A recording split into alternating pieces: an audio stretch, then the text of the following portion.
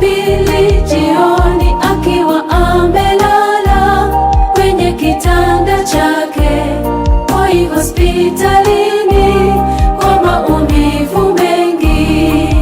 Usoni mwake alikuwa amechoka sana, kwa vile alipigana nayo saratani. Familia yake, jamaa nao marafiki, kwa faraja walikizunguka kitanda kile, japo alikuwa anaumwa sana.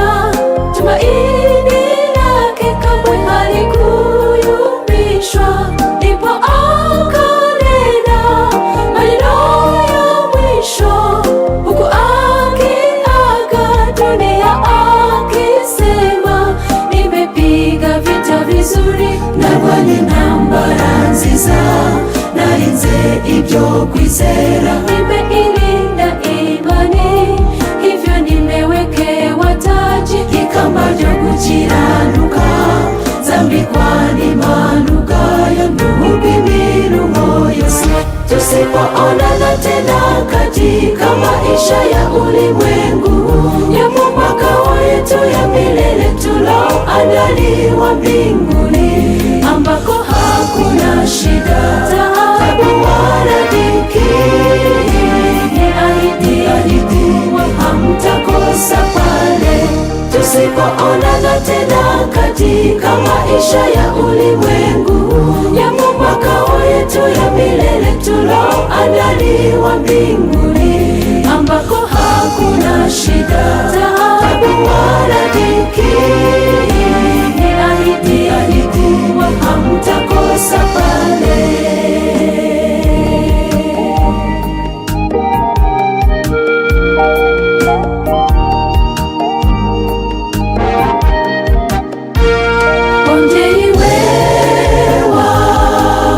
Ikibono cyawe humura wibogoza, Yesu abireba byose, azahoza amarira n'imiborogo yose.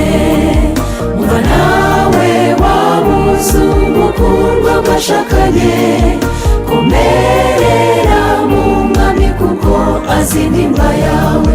Nawe mwana wabuze ababyeyi ihangane, isewe imfubyi ariho kandi azirikana byose.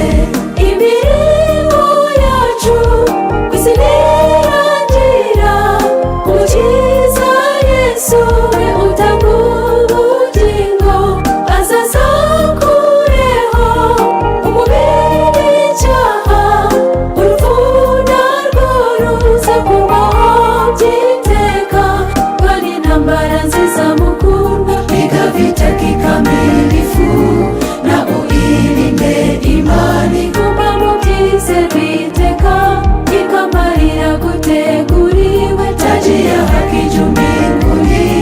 Mungu mwenyewe atakuvika na akupumzishe. Tusipoonana tena katika maisha ya ulimwengu, yapo makao yetu ya milele tuloandaliwa mbinguni, ambako hakuna shida, taabu wala dhiki. Ahidiwa hamtakosa pale. Tubaye tutongeye kubonana muri ubu buzima bwo mw'isi, nandivuni hakurya mw'ijuru heza twateguriwe, ahataba kubabara, ishavu n'agahinda. Yizezwa utazahabura uwo munsi. Tusipoonana tena katika maisha ya ulimwengu, yapo makao yetu ya milele tuloandaliwa mbinguni, ambako hakuna shida, taabu wala dhiki. Ahidiwa hamtakosa